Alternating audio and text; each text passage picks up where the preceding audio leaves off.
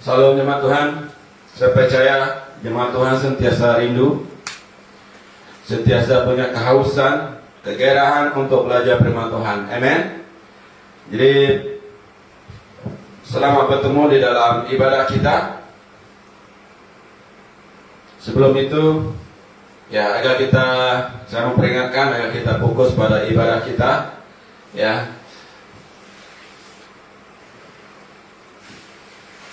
Harap kita duduk di rumah masing-masing dengan keluarga kita bersama untuk fokus belajar firman Tuhan. Jangan kita menipu diri sendiri. Kita seperti ini, jangan saja kita ikut live, tetapi hati kita tiada bersama Tuhan. Sebab sebenarnya 2-3 orang berkumpul, Tuhan pasti bersama kita. Jangan seperti perempuan ini, dia ikut live tetapi dia tidur, dia pakai patung. Dia bukan menipu siapa. Dia tidak menipu pengkhotbah, dia tidak menipu hamba Tuhan, tetapi dia menipu diri dia sendiri. Dia tidak menipu Tuhan, tetapi dia menipu diri dia sendiri. Dia sendiri yang rugi sebab dia tidak terlibat bersama di dalam hadirat Tuhan, apatah lagi untuk belajar dengan firman Tuhan. Dan jemaat Tuhan, segala persembahan kita seperti biasa untuk memperingatkan kita supaya kita ini perlu sentiasa diperingatkan. Maka jemaat Tuhan dikasihi, sila gumpul persembahan kita, kemudian boleh ditransfer ke akaun gereja ataupun terus disalurkan ke tangan adresor kita, yaitu Cikgu Penny. Jadi jemaat Tuhan, pada pagi hari ini kita akan belajar dari cara hidup orang Israel. Setelah saya bercerita dengan hamba Tuhan dengan bagaimana keadaan kehidupan orang percaya pada hari ini, di akhir zaman ini, maka firman Tuhan ini terus masuk, terus memperingatkan saya, dan saya rindu untuk mengungsikan firman Tuhan dari kehidupan orang Israel yang diambil dari 1 Samuel.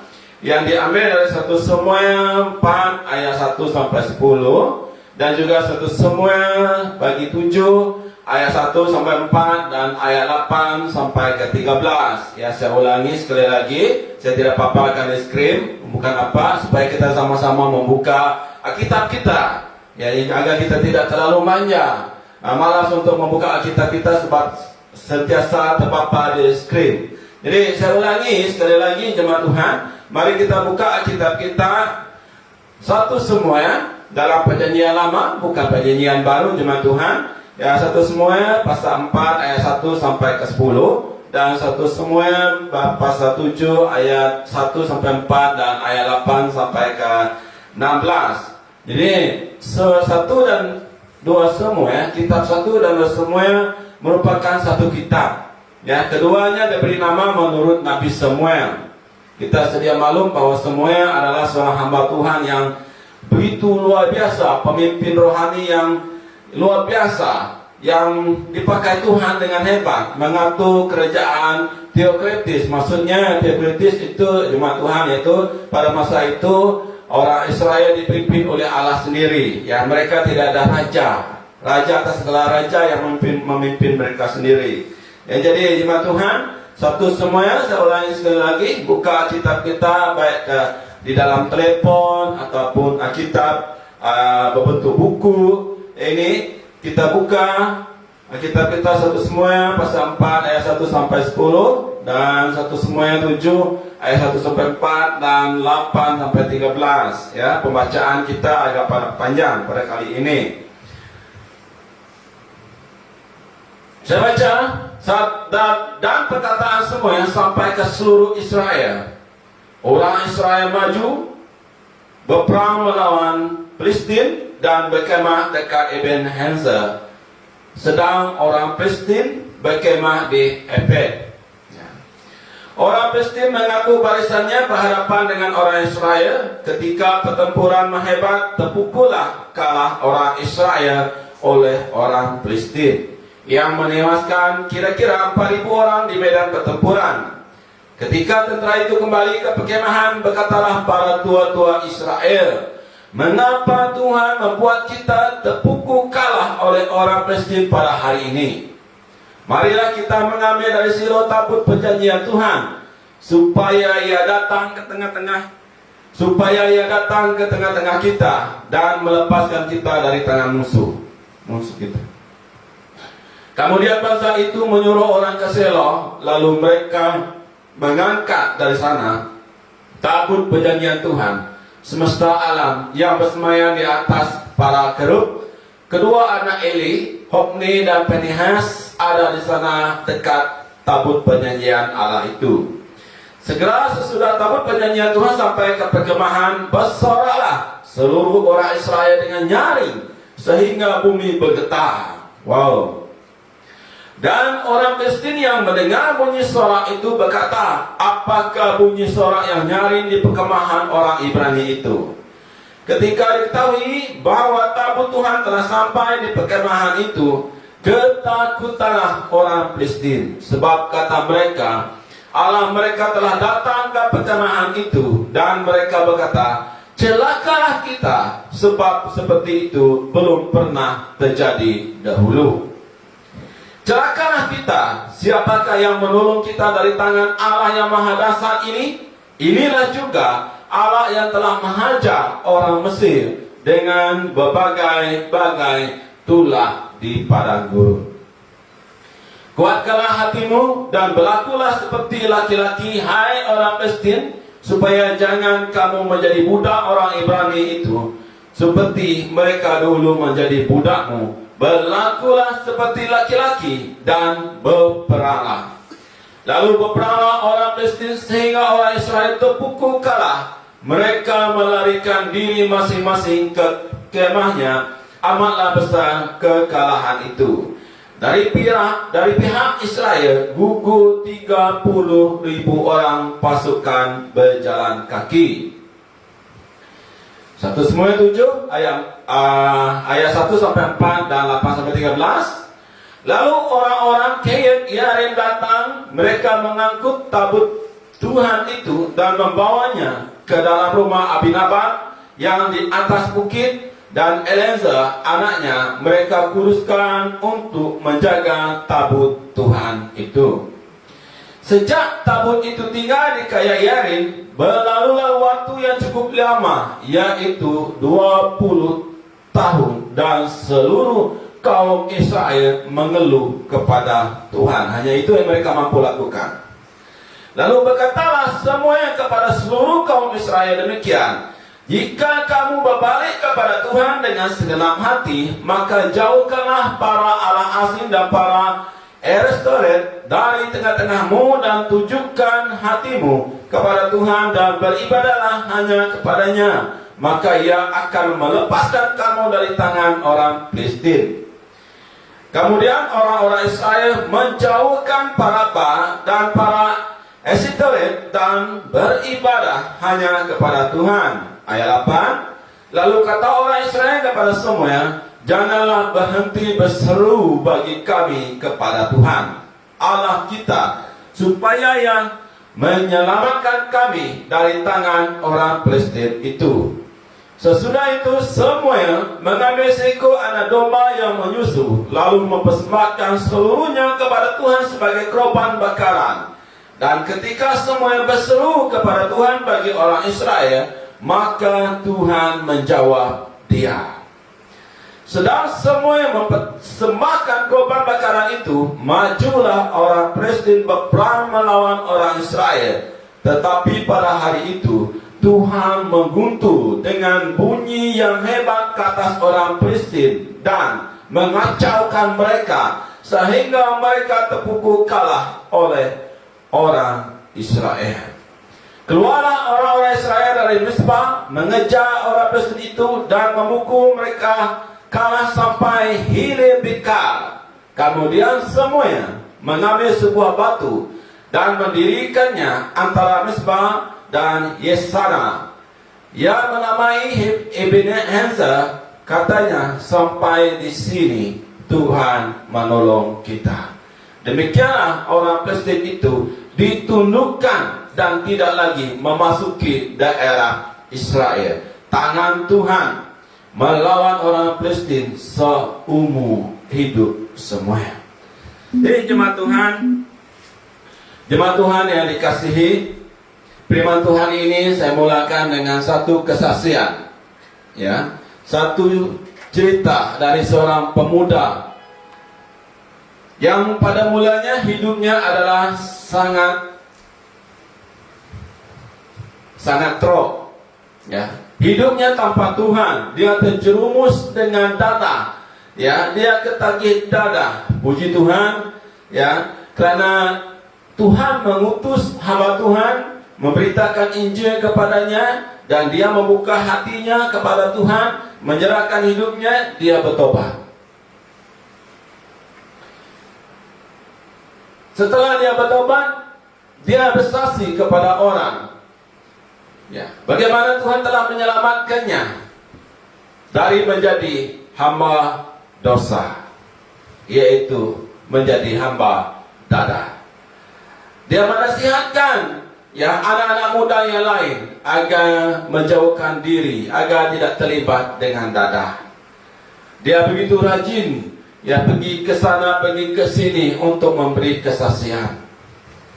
Jadi pada suatu hari dia pergi ke satu tempat, ya, dia memberi kesaksian. Selesai dia memberi kesaksian di sebuah gereja, kemudian teman-teman lamanya, ya, berjumpa dengan dia.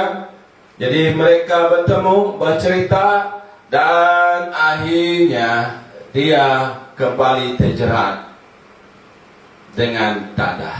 Dia terpengaruh kembali dengan teman-temannya. Bukan dia yang mempengaruhi teman-temannya agar teman-temannya bertobat dan kembali ke jalan Tuhan seperti dia, tetapi dia yang kalah kembali ke kehidupan lamanya. Dari pembacaan teks firman Tuhan yang kita baca sebentar tadi mengisahkan kekalahan Israel dalam peperangan. Pada pertempuran pertama, terpukullah kalah orang Israel oleh orang Palestina. 4.000 orang tewas di dalam medan pertempuran.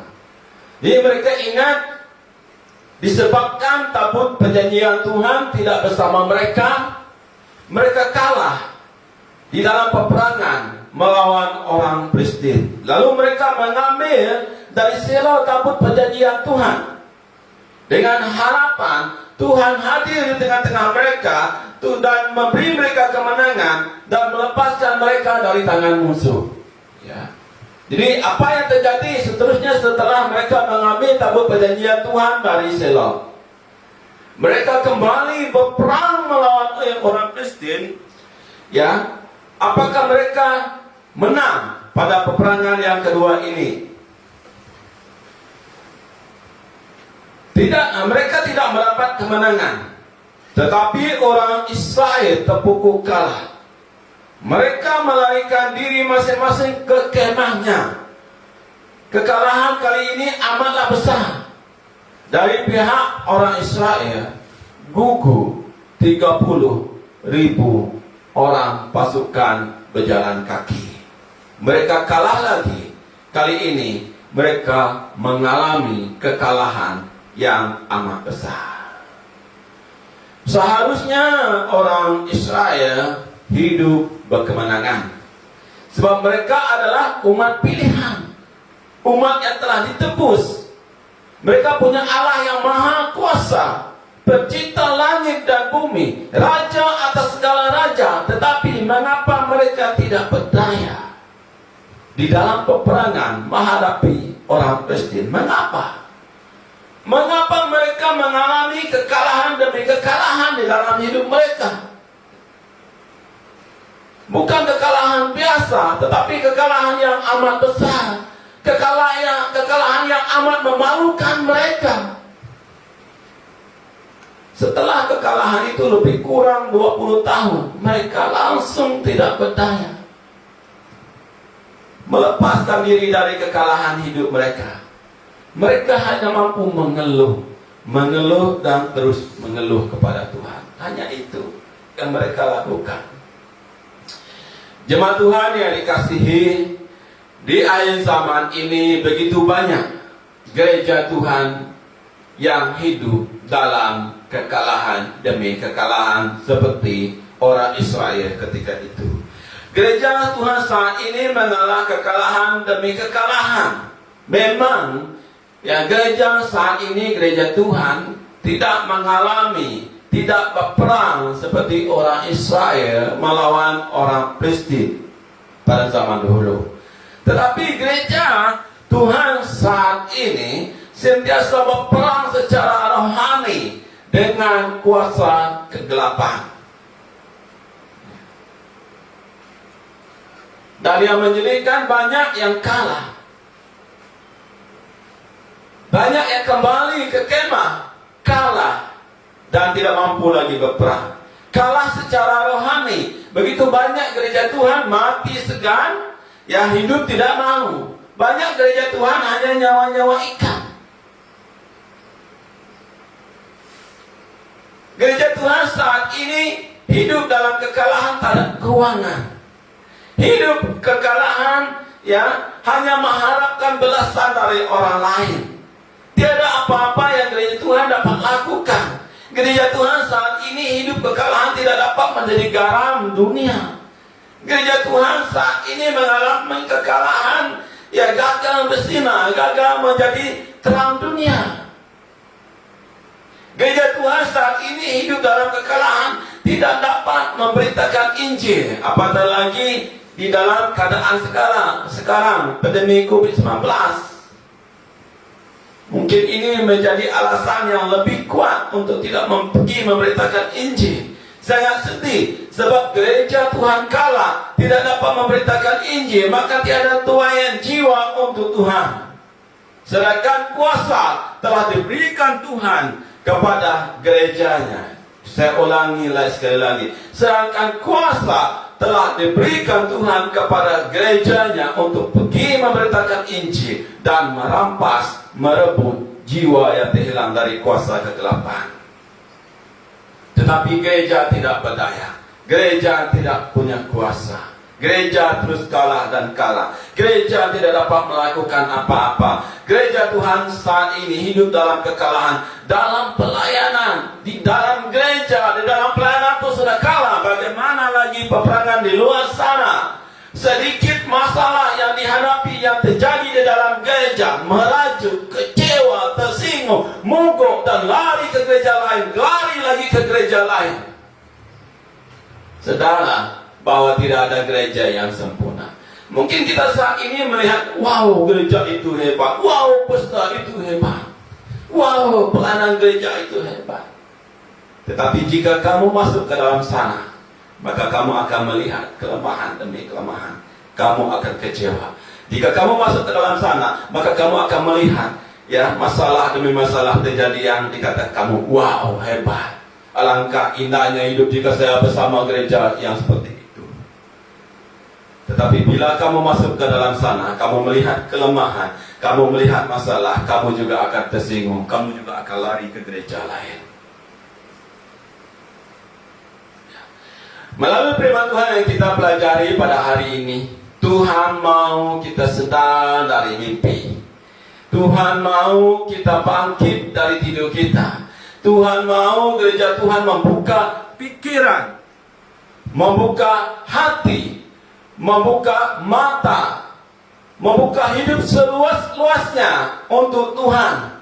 Mengapa? Sebab Tuhan mau gereja Tuhan benar-benar berubah. Berubah untuk apa? Menjadi gereja Tuhan yang hidup berkemenangan. Ya, gereja Tuhan yang menang, bukan gereja Tuhan yang kalah. Apakah selama ini kita punya hati untuk sentiasa hidup berkemenangan, atau membiarkan diri terus kalah dan terus kalah? Jemaat Tuhan yang dikasihi, hari ini kita belajar dari cara hidup orang Israel ketika itu yang negatif. Untuk apa kita belajar hal yang negatif? Agar kita hidup positif, ya, agar kita hidup menjadi seorang yang menang untuk diri kita. Apatah lagi kita telah ditebus oleh Allah. Kita berada di pihak yang menang, bukan berada di pihak yang kalah. Agar apa yang terjadi di dalam kehidupan orang Kristen tidak kita ulangi. To be a winner of life, not the winner of the world. Jangan hidup untuk dunia. Jangan hidup berkemenangan untuk dunia, tetapi hiduplah berkemenangan untuk Tuhan, untuk diri sendiri. Yang pertama, apa yang terjadi kepada orang Israel, ini juga yang sering terjadi kepada gereja Tuhan pada saat ini. Mari kita pelajari bersama. Yang pertama, orang Israel pada ketika itu mereka enjoy. Mereka di dalam comfort zone. Mereka hidup tanpa berjaga-jaga, sehingga mereka lupa mengatur barisan hadapan mereka. Sebab itu mereka dikalahkan oleh orang Israel, sehingga 4.000 orang yang tewas. Sedangkan mereka berkemah di Ebenezer. Artinya Ebenezer adalah batu pertolongan. Mengapa tidak ada pertolongan? Mengapa Tuhan tidak menghulurkan tangan untuk menolong mereka? Mereka hidup tanpa berjaga-jaga, tanpa mempersiapkan diri. Tetapi orang Kristen mempersiapkan diri, mengatur barisannya. Orang Kristen telah mempersiapkan diri dengan sebaik-baiknya untuk menghadapi peperangan. Tetapi orang Israel santai. Orang Israel leka. Akhirnya mereka mengalami kekalahan karena mereka lengah, karena mereka lalai, karena mereka gagal berjaga-jaga. Mereka hidup di luar perlindungan Tuhan. Meskipun saya percaya hamba Tuhan semuanya seringkali menegur mereka, seringkali menyampaikan firman Tuhan kepada mereka, seringkali berkhotbah kepada mereka, tetapi mereka tidak kisah. Mereka tidak indah. Akibatnya mereka tewas 4.000 orang. Bila peperangan terjadi, mati sia-sia. Yang lebih parah lagi, dan yang sangat menyedihkan, telah lenyap kemuliaan dari Israel. Amerika Serikat adalah sebuah negara yang besar, negara yang kuat. Mereka memiliki perlengkapan peperangan yang sangat canggih, lengkap segala alat peperangan mereka. Tetapi ketika Jepun membuat serangan mengejut di penggalan Pearl Harbor pada tahun 1941, 7 Desember 1941, tentara laut Amerika kalah. 2.400 orang tewas. Dan banyak juga yang cedera parah. 1.178 orang yang cedera kalah. Mengapa? Sebab jika kita lihat peperangan itu dilakukan kembali di dalam pilihan Pearl Harbor, kita lihat mengapa mereka leka, mereka santai, mereka begitu enjoy. Apakah mereka mengambil etibar dari kekalahan itu? Memang mereka memiliki kapal perang yang canggih, jet perang yang canggih, segalanya canggih. Pada 11 September 2001, peganas Al-Qaeda merampas 4 buah kapal terbang ke Mesir. 2 buah kapal perang ke Mesir yang dirampas dipakai menyerang Twin Tower, World Trade Center, bangunan WTC runtuh dalam 1 jam lebih runtuh. 2.977 orang terkorban. Serangan dari pihak peganas ini juga terjadi Kerana mereka leka, mereka lalai, mereka tidak berjaga-jaga, mereka merasa aman. Mereka merasa musuh tidak akan menyerang mereka. Tetapi bila musuh tiba-tiba menyerang mereka, maka hancurlah kapal perang mereka, maka hancurlah Twin Tower, World Trade Center.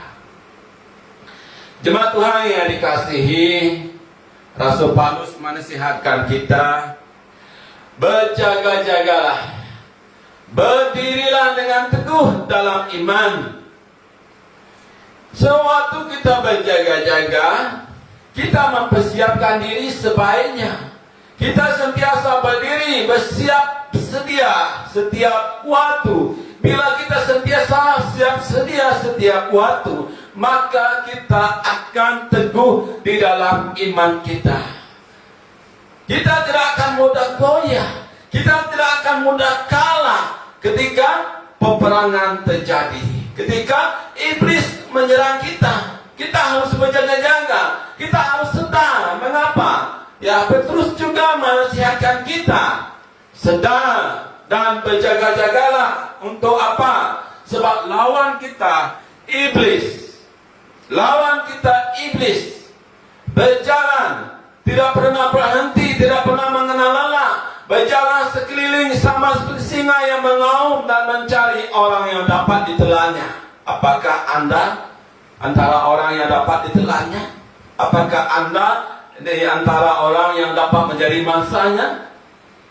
Saya berdoa agar tiada siapapun jemaat Tuhan yang dapat menjadi mangsa iblis, yang dapat ditelan, yang dapat diinjak, yang dapat dicuri, yang dapat dibunuh, yang dapat dibinasakan. Mari jemaat Tuhan, saudara, pada kali ini, pada hari ini Tuhan memperingatkan kita agar kita sentiasa berjaga-jaga. Karena iblis lawan kita sentiasa berjalan. Iblis tidak pernah leka, iblis tidak pernah lalai. Iblis sentiasa, setiap saat, setiap masa, 24 jam mencari mangsanya. Ya.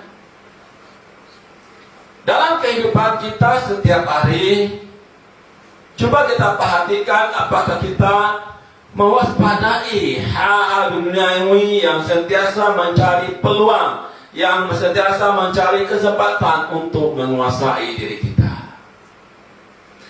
Apakah kita sedar adanya tanda-tanda di dalam diri kita? Apakah ada tanda-tanda sikap kita yang mengandalkan diri sendiri daripada mengandalkan Tuhan? Sebab itu gereja Tuhan gagal untuk berjaga-jaga. Apakah kita mengesan kekerasan hati kita yang akan menjauhkan kita dari Tuhan? Seperti orang Israel, mereka telah jauh dari Tuhan. Begitu banyak gereja Tuhan yang gagal berjaga-jaga di akhir zaman ini.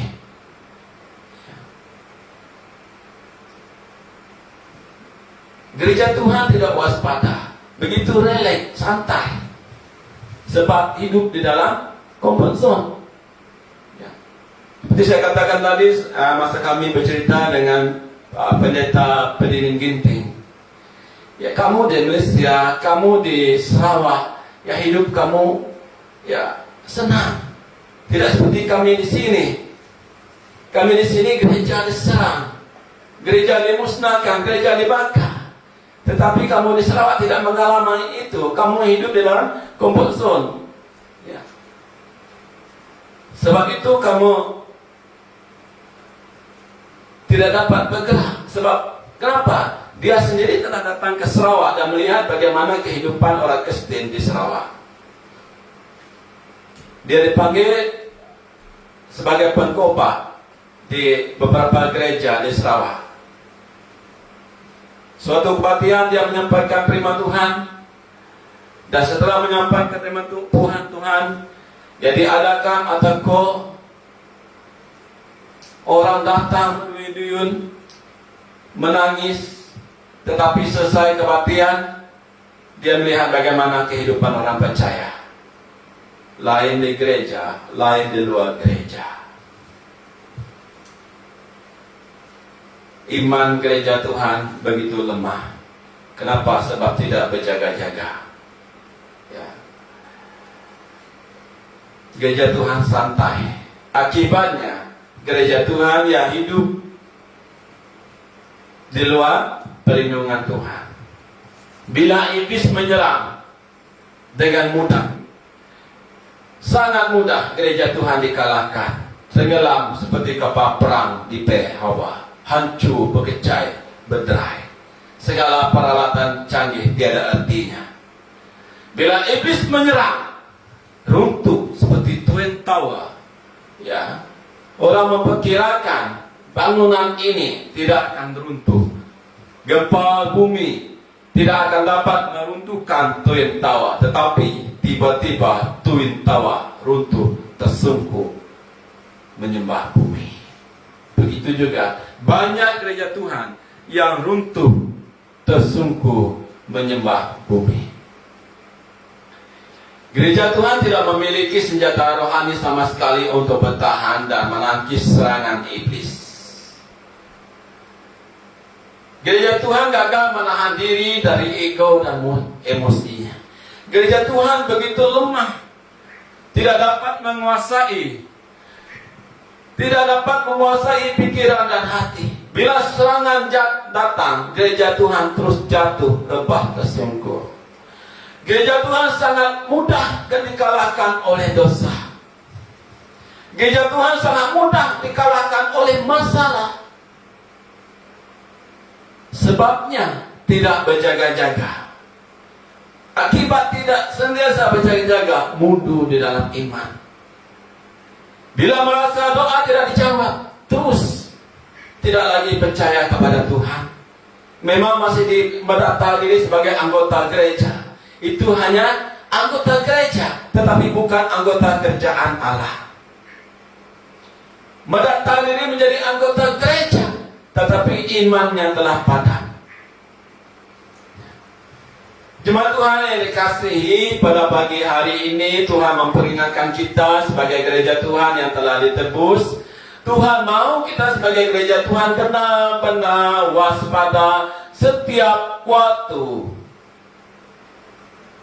Bila kita berjaga-jaga setiap waktu, kita akan mengatur barisan kita, barisan serangan kita, barisan pertahanan kita. Maka Yesus dengan tegas menasihatkan kita, memperingatkan kita, berjaga-jagalah dan berdoalah supaya kamu jangan jatuh ke dalam pencobaan.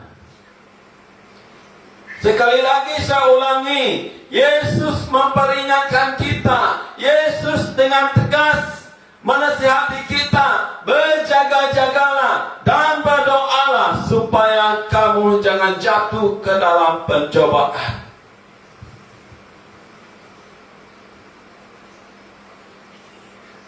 Apakah gereja Tuhan mentaati nasihat Tuhan Yesus ini? Maaf, bukan saya melemahkan, bukan saya tidak percaya dengan gereja Tuhan, tetapi inilah yang saya lihat.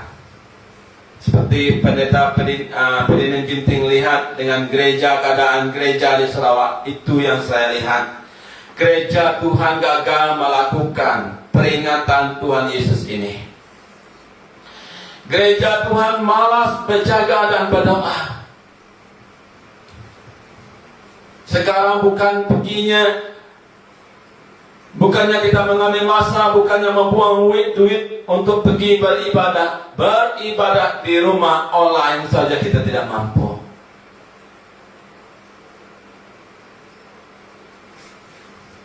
Live streaming pun kita tidak mampu, hanya duduk di rumah.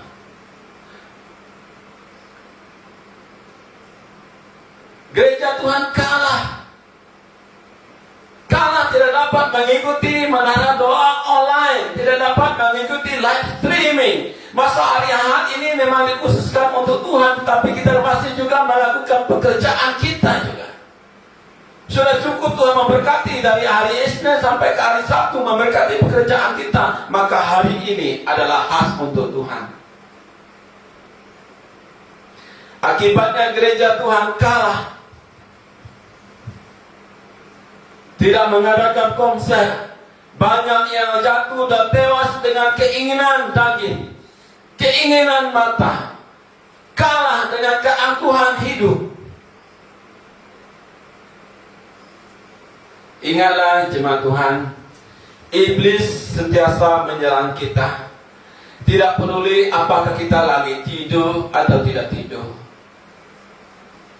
Iblis sentiasa mencari kesempatan untuk menyerang kita, untuk mencuri hidup kita dari tangan Tuhan, untuk membunuh keselamatan kita dan membinasakan kita agar kita tidak mendapat keselamatan dari Tuhan. Kita tidak dapat melihat iblis, musuh kita. Tetapi ingatlah dengan baik-baik, musuh kita iblis dapat melihat kita. Saat kita santai, saat kita tidak waspada, saat kita tidak berjaga-jaga, saat kita tanpa perlindungan Tuhan seperti orang Israel, maka iblis akan menyerang kita. Jika kita tidak berjaga-jaga, pasti kita kalah. Jika kita tahu bahwa iblis menyerang kita setiap waktu, sedarlah, bertobatlah, jangan santai lagi. Hendaklah kita sentiasa berjaga-jaga. Marilah jemaat Tuhan, bangkit dari tidurmu, bangkit dari lenamu, bangkit dari tidurmu, dari mimpimu. Marilah berjaga-jaga. Jangan sampai kita menjadi mangsa iblis, ditelan oleh iblis, diinjak oleh iblis, dipermalukan oleh iblis. Jadilah anak Tuhan yang hidup berkemenangan. To be a winner of life. Yang kedua, yang terakhir, hidup mencari Tuhan ketika hanya memerlukan. Orang Israel hanya mencari Tuhan ketika memerlukan, ketika mereka sangat-sangat memerlukan pertolongan. Ketika tidak ada keperluan, mereka menjauh dari Tuhan. Setelah kalah dalam peperangan, maka para tua-tua sedar tiada penyertaan Tuhan di dalam kehidupan mereka. Barulah mereka sedar. Setelah kalah dalam peperangan, baru mereka sedar mereka tidak dapat bertahan dari serangan musuh mereka. Dalam keadaan genting dan sangat terdesak, baru mereka tahu bahwa mereka sangat-sangat memerlukan pertolongan Tuhan. Selama ini, mereka karena hidupnya di dalam komfort senang, memiliki segala-galanya, mereka merasa tidak memerlukan Tuhan. Mereka tidak bersandar kepada Tuhan. Tetapi bila setelah mereka kalah, baru mereka teringat, Tuhan tolonglah kami. Dan barulah mereka teringat kepada tabut perjanjian Tuhan. Karena saat itu tabut perjanjian Tuhan tidak bersama dengan mereka. Selama itu mereka tidak ada masa untuk datang kepada Tuhan. Mereka begitu sibuk dengan dunia ini. Mereka tidak peduli dengan tabut perjanjian Tuhan. Tetapi sekarang musuh di depan mata mereka. Bila-bila masa saja musuh dapat menyerang mereka. Dan mereka teringat tabut perjanjian Tuhan. Baru mereka sedar bahwa hidup mereka memerlukan tabut perjanjian Tuhan. Jadi mereka mengadakan mesyuarat tergempar. Hasil mesyuarat mereka mengambil keputusan yang mengambil tabut perjanjian Tuhan ke Selah. Mereka berbincang, mengambil keputusan tanpa bertanya kepada semuanya. Dari pembacaan kita tidak melihat bahwa mereka melibatkan semuanya. Semuanya hamba Tuhan tidak dipanggil, tidak dijemput. Mereka membelakangkan hamba Tuhan. Sedangkan mereka tahu seluruh Israel dari Dan sampai Berseba bahwa kepada semuanya telah dipercayakan jabatan Nabi Tuhan. Mereka tahu, tetapi mereka tidak mau melibatkan semuanya. Mereka merasa mampu, mereka merasa meminta. Buang masa saja bagi mereka untuk melibatkan semuanya. Apatah lagi mungkin semuanya selalu menegur mereka dengan keras. Menegur mereka berkobar menyampaikan firman Tuhan dengan keras. Mungkin itu juga sebab mereka tidak melibatkan semuanya. Mereka merasa mampu. Mereka merasa diri punya kekuatan. Sebab mereka ramai. Tidak perlu semuanya. Lalu mereka mengambil tabut perjanjian ke Sela. Dengan membawa tabut perjanjian ke tengah-tengah perkenahan mereka. Mereka begitu berharap Tuhan segera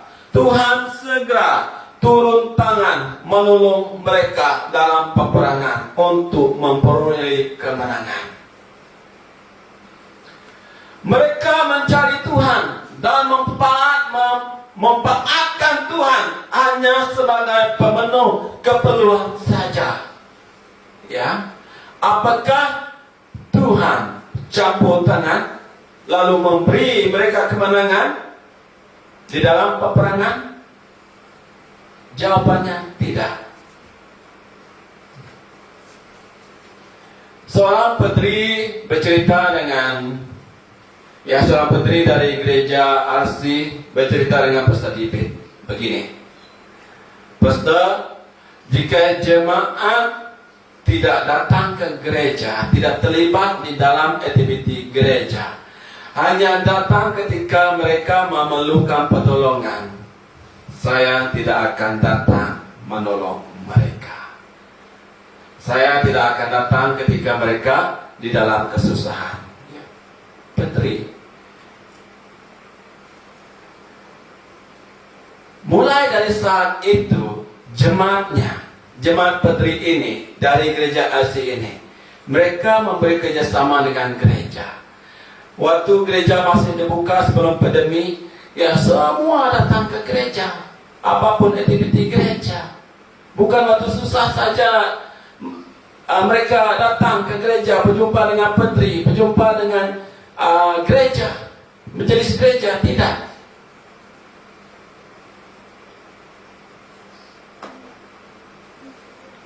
Putri tidak mau mereka hanya datang kena putri kena gereja ketika memerlukan pertolongan, tetapi tiada memerlukan pertolongan, tidak tahu entah ke mana.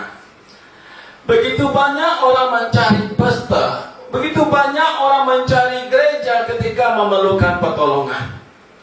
Ketika tidak memerlukan pertolongan, tidak kenal gereja, tidak kenal dengan pastornya. Dan setelah ditolong sepi tanpa berita, kembali tidak mengenal gereja, kembali tidak mengenal pastor. Berjumpa di pasar, tiada sapaan untuk pastor. Pastor telepon, pastor WhatsApp. Beberapa kali pastor telepon, beberapa kali pastor WhatsApp, tidak dijawab, tidak dipedulikan, tidak diindahkan. Pastor datang ke gereja, juga tidak ditegur, tidak disapa, tidak dibawa jemput masuk ke rumah. Pastor juga terus masuk ke dalam rumah. Tidak ada kata, duduk pastor, nadai jakunya wai. Nak nungak pastor, nak ngeranau pastor. Bisiknya bertapuak dalam bilik, lari ke belakang bilik, belakang rumah. Nak pastor, nak ditungak.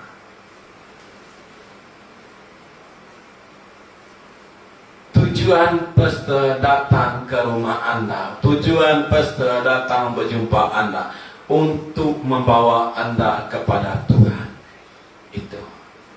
Pesta tidak minta duit Anda, pesta tidak minta harta Anda, pesta minta hati Anda untuk diserahkan kepada Tuhan, mendekat kepada Tuhan. Tiada niat lain. Pesta begitu mengasihi Anda.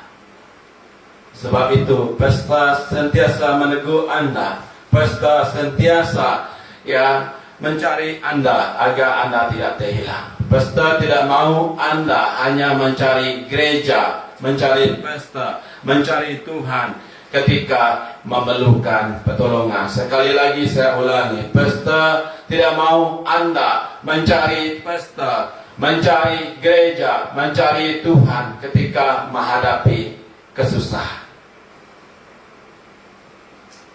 Pesta tidak mau jiwa Anda hilang.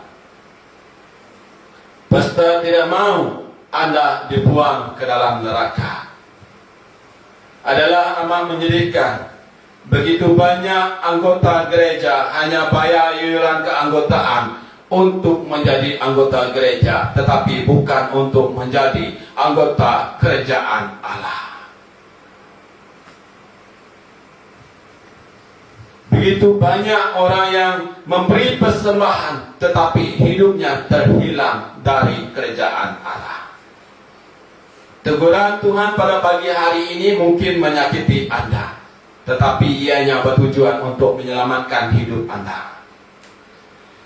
Jangan menjadi jemaat Tuhan yang hanya menjadi anggota gereja saja, tetapi tidak pernah kelihatan pun wajah Anda hadir ke gereja.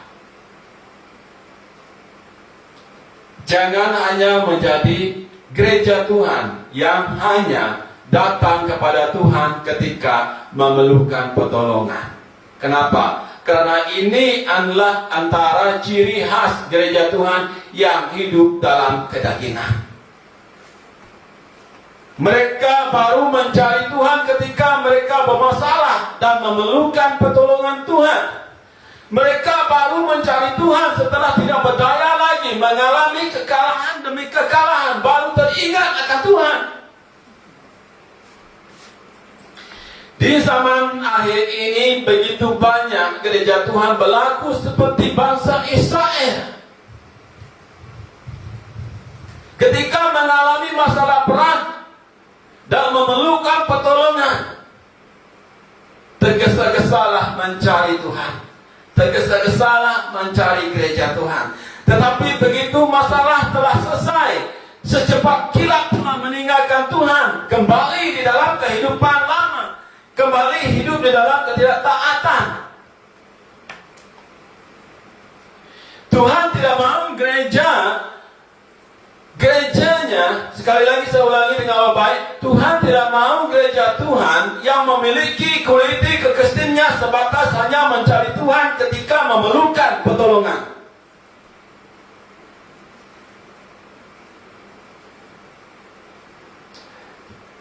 Tuhan tidak mau gereja Tuhan datang kepada Tuhan hanya saat memerlukan ketika menghadapi masalah hidup. Seharusnya jemaat Tuhan yang dikasihi, kita sebagai gereja Tuhan yang telah ditebus oleh Yesus Kristus di kayu salib, hendaklah kita sentiasa bergairah mencari Tuhan walaupun kita tidak mengalami masalah. Gereja Tuhan seharusnya punya hidup yang birahi terhadap Tuhan, sentiasa punya rasa lapar dan haus mencari Tuhan walaupun tidak ada masalah, sehingga gereja Tuhan memiliki temeng yang kuat untuk melawan kuasa kegelapan. Ketika diserang oleh kuasa kegelapan, gereja Tuhan tetap utuh dan teguh. Yang percaya katakan amin. Tuhan tidak memarahi Anda pada pagi hari ini dengan firman yang disampaikan oleh saya, tidak. Tetapi Tuhan mau menyadarkan kita. Hari ini firman Tuhan mengajar dan menasihatkan kita supaya kita bergerak, birahi mencari Tuhan. Tidak kira apapun keadaan. Bila kita sentiasa bergerak, birahi terhadap Tuhan dalam apapun keadaan, ketika iblis datang menyerang kita, kita telah cukup siap sedia dan sangat kuat untuk menghadapi serangan iblis. Kita tidak akan mudah dikalahkan oleh serangan iblis. Yang percaya katakan amin. Tetapi bila kita tidak punya rasa masa lagi untuk Tuhan, bila kita telah tawa hati terhadap Tuhan, tiada kerinduan, tiada rasa lapar, tiada rasa haus untuk mencari Tuhan, ingat, bila iblis menyerang, Anda pasti kalah. Gereja Tuhan pasti kalah. Bila iblis menyerang, kamu akan tegas-tegas mencari Tuhan. Bila tsunami datang, serangan tsunami iblis, kamu pasti akan tersungkur jatuh. Seperti bangsa Israel, pasti kalah dan terus kalah. Tidak mungkin akan dapat bangkit.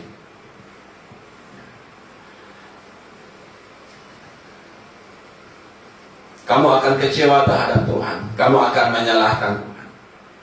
Itu yang terjadi.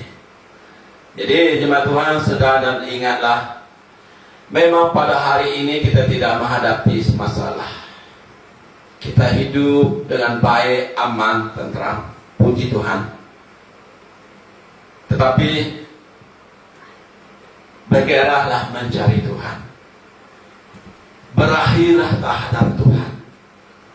Karena disitulah semua kekuatan kita. Tuhanlah kekuatan kita. Sebab itu Paulus berkata, segala perkara dapat kutanggung di dalam Dia. Hanya di dalam Yesus Kristus. Di luar Kristus kamu pasti kalah. Kamu tiada daya. Kamu lemah. Bila di dalam Kristus iblis menyerang, kamu tetap berdiri teguh.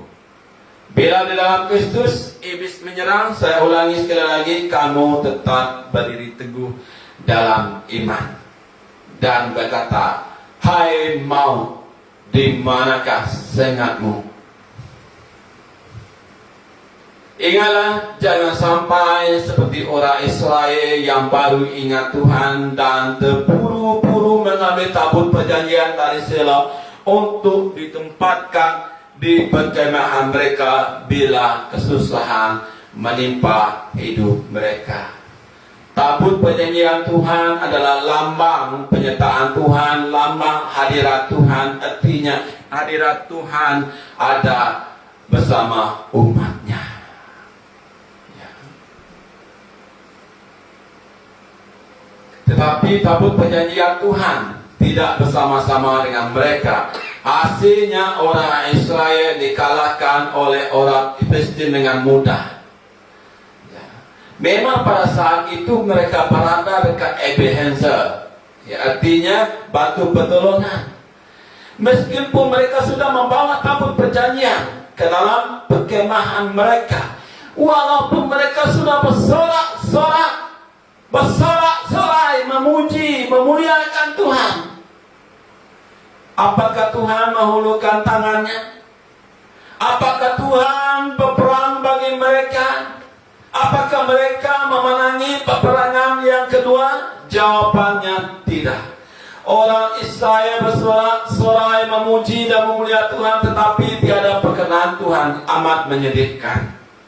Mereka tetap kalah, bahkan mengalami kekalahan yang lebih teruk lagi. Mengapa Tuhan tidak menghulurkan tangannya? Mengapa Tuhan tidak berperang bagi mereka? Mengapa? Mengapa Tuhan tidak berkenan untuk memberi kemenangan kepada mereka? Mengapa mereka dipermalukan oleh musuh dengan kekalahan yang amat besar? Mengapa? Sebab hidup mereka telah jauh dari Tuhan. Mereka telah menolak Tuhan. Mereka telah nawa hati kepada Tuhan. Tiada kerinduan untuk mendekat kepada Tuhan. Jemaat Tuhan, marilah kita mencari Tuhan secara terus-menerus sampai Maranatha. Bawalah ahli keluarga kita, bawalah teman-teman kita untuk datang kepada Tuhan. Bukan ketika sudah ada masalah baru mengajak teman. Ketika maut telah menjemput baru datang panggil pesta, panggil gereja. Jangan menghalang suamimu, jangan menghalang istrimu, jangan menghalang anak cucumu, jangan menghalang ahli keluargamu mencari Tuhan. Sangat menyedihkan. Ada yang menghalang, melarang suaminya, melarang istrinya, melarang anak-anaknya untuk datang mencari Tuhan. Mereka bukannya mencari dosa, mereka mencari Tuhan. Jangan halangi mereka. Ya, jemaat Tuhan dikasihi, jangan sampai hari ini cari Tuhan, besok tidak cari Tuhan. Yang benar adalah hari ini mencari Tuhan, esok kita mencari Tuhan, lusa mencari Tuhan, sampai ke detik terakhir napas kita, kita tetap mencari Tuhan. Yang percaya katakan amin. Jika setelah maut menjemput baru mencari Tuhan, maaf, bukan saya menghakimi, tetapi keselamatan tiada Anda dapati. Masa kita hidup inilah kita mencari Tuhan. Masa kita hidup inilah kita mempertahankan keselamatan yang telah Tuhan berikan. Kita sentiasa hidup di dalam peperangan, melawan kuasa kegelapan, melawan kuasa di udara. Sedahlah, ingatlah, Tuhan sentiasa rindu untuk mendekat kepada kita. Amen. Mendekatlah kepada Tuhan, maka yang mendekat kepadamu. Bukan mendekat kepada dunia, bukan siang malam mendekat untuk mencari uang. Memang kita perlu uang, tapi keutamaan hidup kita bukan uang. Apakah gunanya, artinya jika kamu memiliki seluruh dunia ini, tetapi kamu hidup di dalam dosa, hidup jauh dari Tuhan? Marilah jemaat Tuhan mendekat, melekatlah dengan Tuhan. Seperti saya katakan tadi, bawalah teman-teman kita untuk sentiasa mendekat kepada Tuhan. Bawalah ahli keluarga kita untuk mendekat kepada Tuhan. Ayo gereja Tuhan. Saya sangat sedih melihat bila menara online hanya beberapa orang saja hadir. Dalam menara online pada malam Jumat yang kita ada pada minggu lepas, firman Tuhan mengajak kita untuk mengadakan mesbah keluarga. Ini amat penting bagi gereja Tuhan. Dari situlah kita bersama seluruh keluarga kita bersatu memuji menyembah Tuhan. Jangan hanya bergantung mengharapkan live streaming seperti sekarang. Apatah lagi Anda live streaming, ini pun mungkin Anda masih tidur. Banyak yang tidur, tidak berjaga-jaga, tidak punya kegerahan lagi untuk beribadah. Gereja tutup, iman Anda penutup.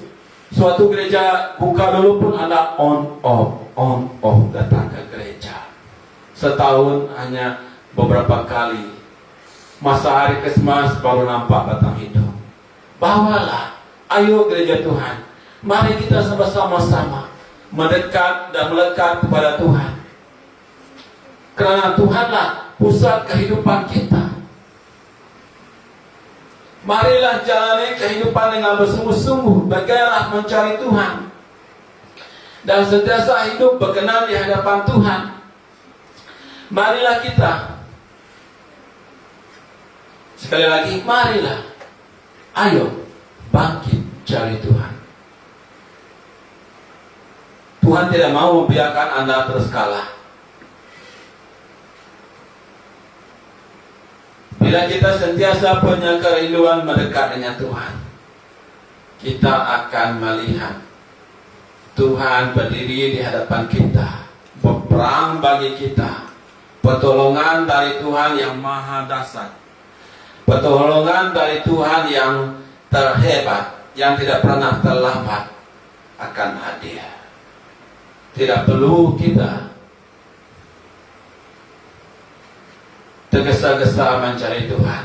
Tuhan akan menghulurkan tangannya, berperang bagi kita, memberi kemenangan demi kemenangan. Kita akan menikmati, mengalami kemenangan demi kemenangan dari Tuhan. Yang percaya katakan amin. Jemaat Tuhan yang dikasihi, pada pagi hari ini Tuhan mau kita menjadi pemenang di dalam hidup, di dalamnya Tuhan kita Yesus Kristus. Bukan menjadi pemenang bagi dunia, hidup menang bagi dunia, bukan. Pada pagi hari ini Tuhan telah memperingatkan kita agar kita sentiasa berjaga-jagalah. Tuhan telah memperingatkan kita jangan hanya datang ketika memerlukan pertolongan, tetapi marilah sentiasa mendekat kepada Tuhan. Jemaat Tuhan, mungkin Anda telah tawar hati dengan Tuhan karena masalah, apapun masalah yang kita hadapi. Bangkitlah kembali, sujudlah ke dalam tangan Tuhan. Jangan terus tersungkur di dalam kekalahan hidup Anda. To be a winner of life. Mari gereja Tuhan. Tuhan tidak mau kita terus kalah, tetapi Tuhan akan membangkitkan kita menjadi seorang pemenang. Amin. Mari kita berdoa. Bapa di surga, kami bersyukur pada pagi hari ini atas nasihat-Mu, teguran-Mu yang memang keras, tetapi teguran inilah yang kami perlukan untuk menyadarkan kami dari tidur kami, untuk menyadarkan kami dari mimpi kami, agar kami tidak hidup dengan leka, hidup dengan santai, sehingga tidak berjaga-jaga. Kami bersyukur buat keselesaan yang hidup yang Engkau anugerahkan kepada kami, tetapi jangan biarkan keselesaan hidup ini Tuhan menjauhkan kami dari Engkau. Kami telah menikmati segala-galanya yang baik, yang terbaru, yang Engkau sentiasa curahkan ke dalam hidup kami. Biarlah itu Tuhan kami pakai untuk kami mendekat kepadamu dan sentiasa hidup berjaga-jaga. Mungkin selama ini kami tidak punya lagi roh yang menyala-nyala. Kami telah tawar hati karena masalah hidup. Tetapi kami bertobat pada hari ini Bapa. Kami tidak mau terus kalah dan kalah di dalam kehidupan kami ini. Kami mau terus hidup berkemenangan karena kami menyembah Tuhan yang menang, yang telah mengalahkan maut, yang telah mengalahkan kuasa kegelapan. Persiapkan kami Tuhan dengan sebaik-baiknya agar kami sentiasa berjaga-jaga bila iblis menyerang kami. Kami telah siap sedia. Tidak akan mudah bagi iblis untuk mengalahkan kami. Kami yang akan begitu mudah untuk mengalahkan iblis. Tiada tempat bagi iblis untuk mencelah masuk menyerang kami dengan tiba-tiba.